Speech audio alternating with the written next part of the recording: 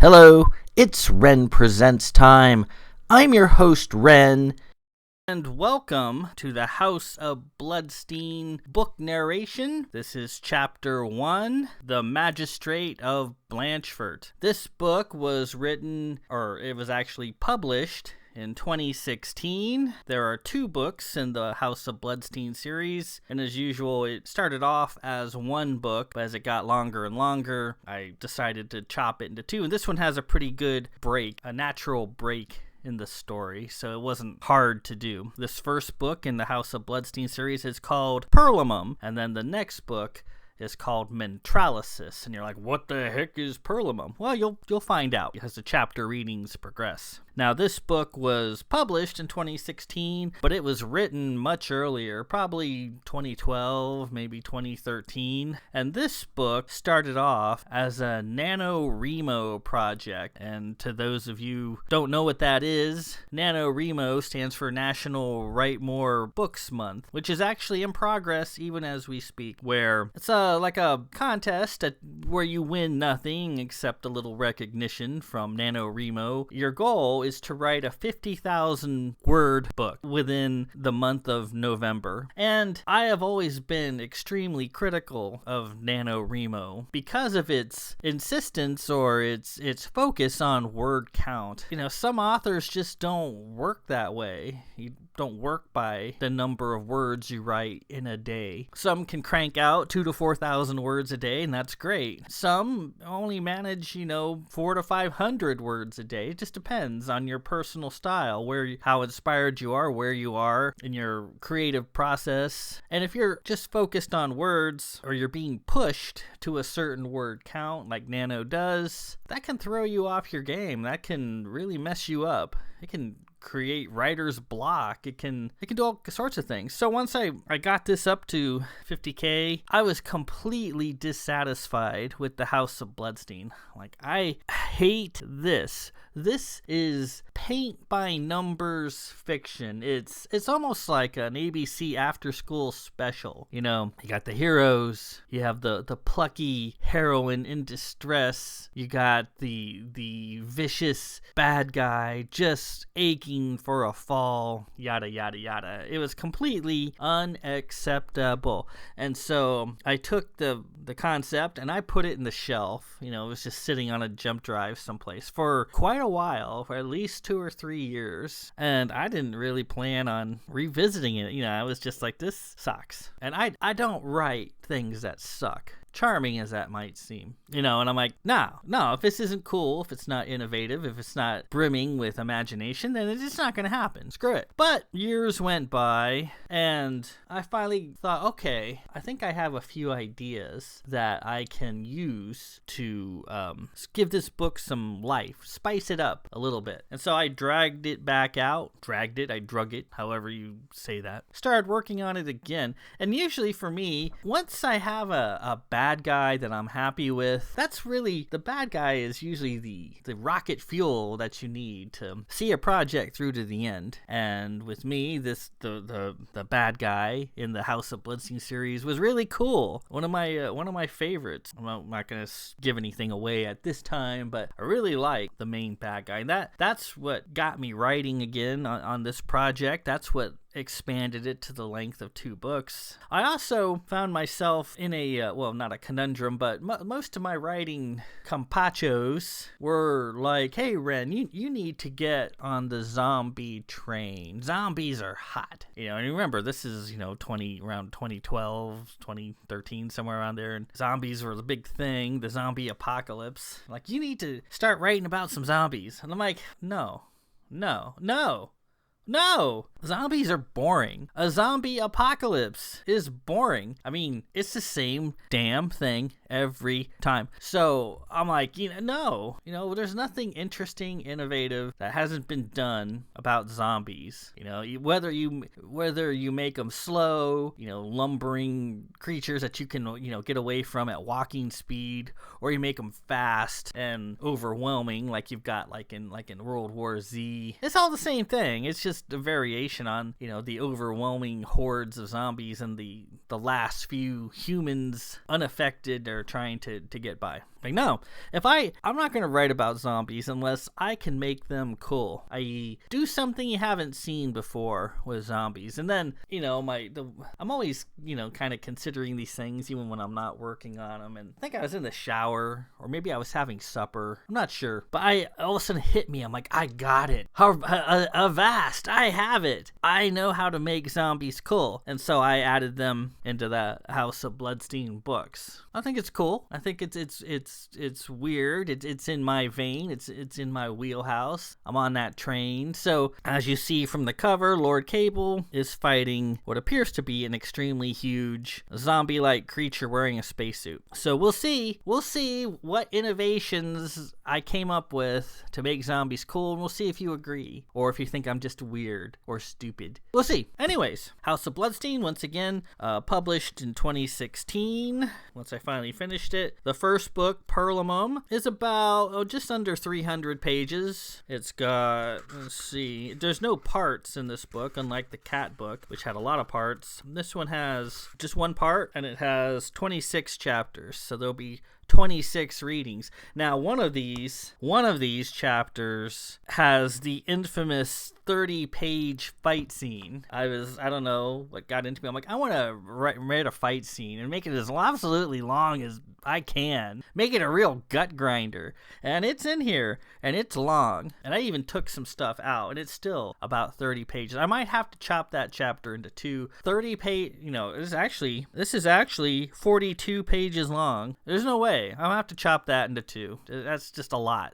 to have to read. And it's exhausting, let me tell you. As I mentioned in my Meet the Chapters reading for this book, the House of Bloodstein makes use of characters introduced in previous League of Elder books. We've got the Blancheforts again, and they've all been introduced much earlier. Mostly they were introduced in the Temple of the Exploding Head series, which is books 4 to 5 in the League of Elder series. So they've already been introduced. I've already gone over their origins, so to speak, their relationships, their various personalities, and so forth. And I'm not going to do it again. No. In this book, The House of Bloodstein, the plot basically begins on page 1. I'm not going to spend any time recharacterizing the main group of people. Now, obviously, the new characters that you meet within the pages get a bit of a treatment, so there's no problem there. It's just the old ones, I'm not really going to go over them again. So if you're curious, you can watch the Meet the Characters video where I go over the main characters in a quick summary. So let's dig in, shall we? The House of Bloodstein, Perlamum, Chapter 1, the Magistrate of Blanchefort. Kilos of Tusck, the current Magistrate of Blanchefort Village and former officer in the Stellar Fleet, sat behind her desk going through the latest call sheets for the week. Kai only wore gowns and dresses on the most special of occasions. Instead, she wore fitted pants, a shirt, usually white, and a black or gray coat, nicely styled in a decidedly feminine look, courtesy of the Countess of Blanchefort. She wore a black triangle hat over her thick brown hair, and favored a tall pair of Esther boots that she tucked her pants into. She still carried her trademark Marine SK pistol, a giant gun that could stop just about anything that lived with one shot, and flattened small structures to boot. For situations that required a more demure, concealed weapon, she carried a wonderful jeweled PTVA Poltava pistol enameled in red, a rare and quite practical gift from Lord Davidge that she treasured. A picture of Lord Davidge and Countess Sigillis hung on her wall. Kai was a lot more sentimental than she let on. Dav and Sig were her dear friends. They were out of the league at the moment, questing in the deep sea of open space to the recently rediscovered planet of Eng, along with a 20-ship armada. It would be months before they returned, and Kai counted the days. She kept a holomap running at all times, marking the armada's theoretical progress to distant distant ing. She murmured an onerous prayer for their safe passage every morning, without fail. Kai's constant companion was Tweeter, a Silvertech familiar in the shape of a canary created by Lady Poe over 20 years prior. Kai's sense of direction was terrible, and Tweeter could find anything he was asked to without fail. He'd been at her side ever since, glowing like a candle flame, his life force hooked into hers. The most prominent items in her smallish office were her desk, a rare Nadine wood creation from Hoban, a wand-like glyph controller for her hollow rig, and an elaborate silver stand for Tweeter to hop around on. It had a selection of variously sized bells that Tweeter liked to peck, making new age sounding music. She hoped it would be a quiet morning. "Kai!" came a piercing voice, backed up by lots of volume. She rolled her eyes. It's Sarah again. There goes the quiet morning. Kai had been the village magistrate for 2 years, since the birth of her son, Sebastian. She had been appointed to the position by her friend, Davidge, the Lord of Blanchefort, after the previous magistrate, Francis of Scherster Point, decided to retire to warmer climates on Baz. "Kai!" Sarah yelled again, kicking the door open. "I'm back!" Sarah didn't have much of a volume control on her voice. It was stuck on blaring. Lady Sarah of Blanchefort marched in, the tails of her black duster fluttering. Her father, Lord Peter, had once worn a black duster in his days as an alleged pirate in the old Black Goshawk gang, and Sarah, adoring her father, dressed in a similar fashion, with a long black duster and tall boots, though she rarely wore a hat. Her trademark messy bangs hung over her forehead, and her blue ponytail lay on top of her duster like a rolled-up minty sausage. She wasn't alone as she thundered into the office. She had brought the gang with her today. At her side was Lord Philip of Blanchefort, her twin brother and usual companion. "Morning, Philip," Kai said. "Morning, Kai," he replied. Though he was Sarah's twin brother, he was much more laid back and cerebral than she was. The two couldn't be more unalike. He'd recently switched from wearing a black duster, like Sarah did, to a stylish green and black tailed coat designed for him by the Countess. Philip would soon be leaving Castle Blanchefort to attend school south at the University of Arden, a very prestigious school in the sciences. Sarah refused to talk about it. She and her brother had rarely been apart since conception itself. Thought of being apart from Philip horrified her. Behind the twins was Lord Cable, Kay as he was called, of Blanchefort, and his knee countess, Lady Sammy Doran, a pale-skinned, black-haired Monoma beauty from the south. Handsome and purple-haired, it was always good to see Kay, and Kai liked him very much. He was the eldest son of Lord Davidge, and had all of his father's good looks and ruggedness. He also had his mother's bearing and stately beauty. Kai had always thought he looked like a statue in a museum. "Hope we're not intruding and interrupting anything important, Kai," Kay said, seating Sam and taking his place at her side. She smiled. "Always good to see you, Kay. I love seeing all of you, except Sarah." Sarah sat down and shrugged off the insult. As usual, she didn't mince words. "Kai, when are you gonna let me help you out around here? Huh?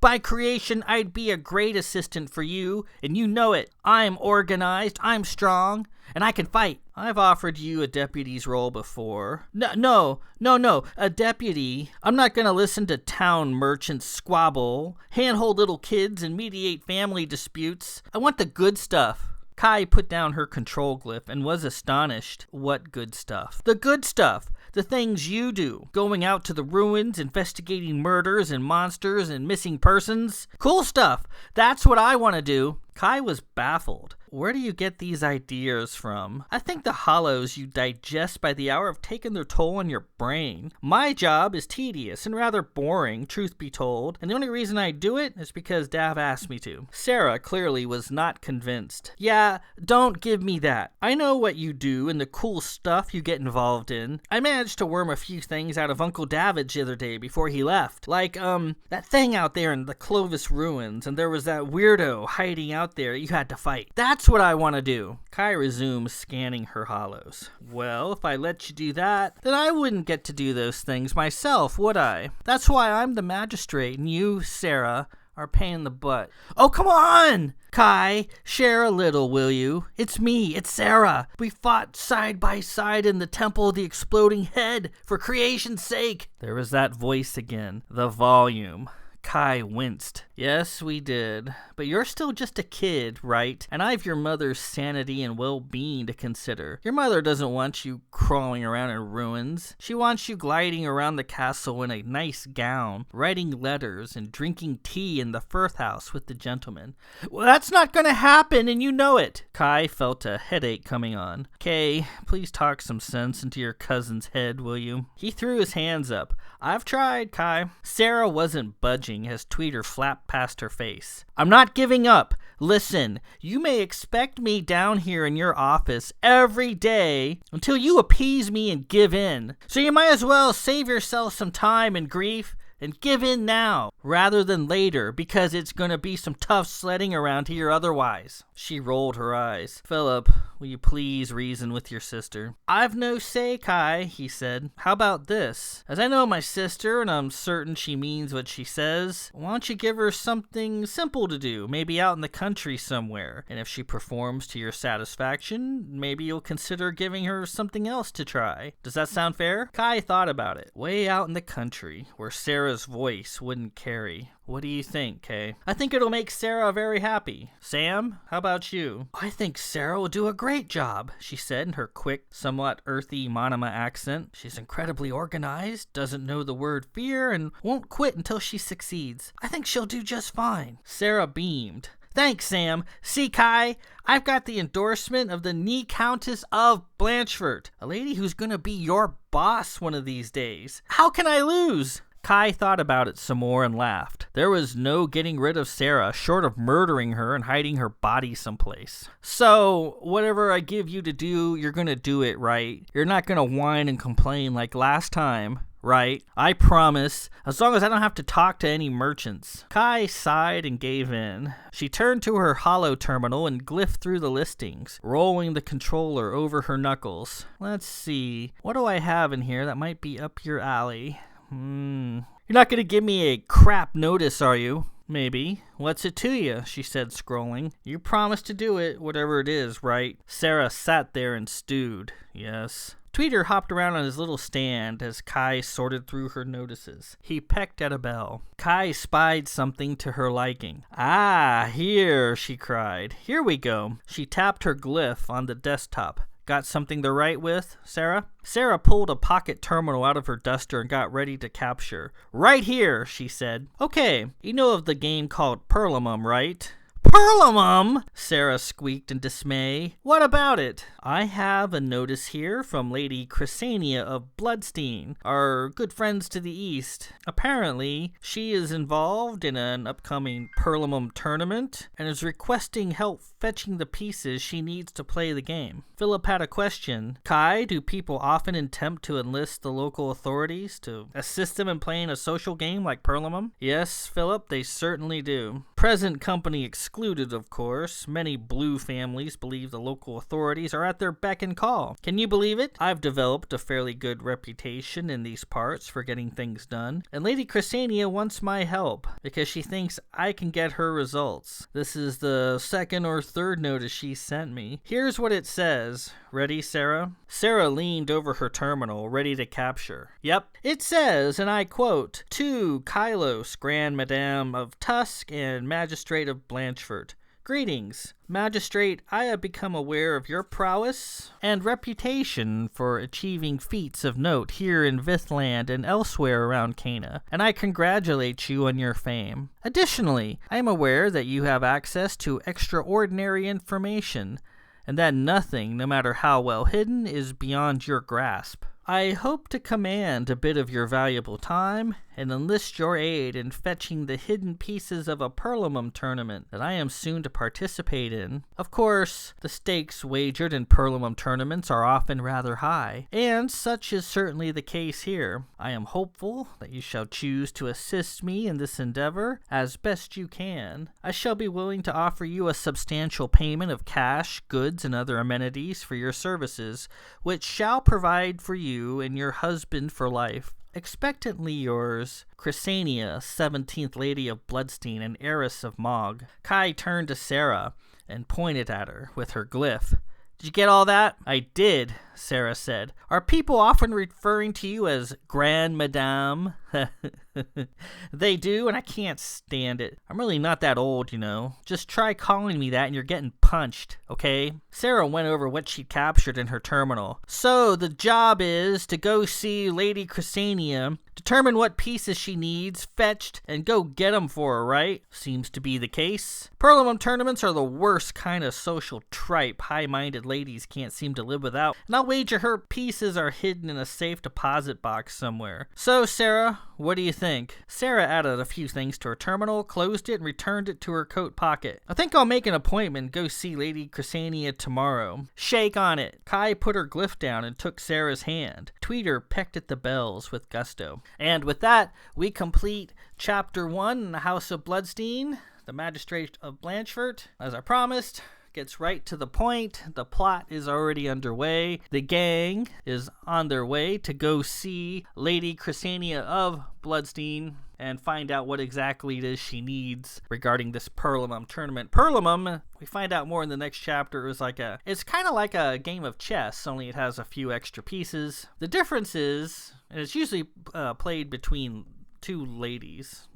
Ladies are normally the ones who play Perlamum. And the difference is that once the date for the tournament is settled, a games master who's mutually agreed upon by both parties takes their Perlamum sets and hides the pieces all over the league and elsewhere. Sometimes they hide the pieces, and sometimes they entrust usually the paired sets, like the rooks and the bishops and the knights and so forth, they give to various people. So you are now the left knight and things like that.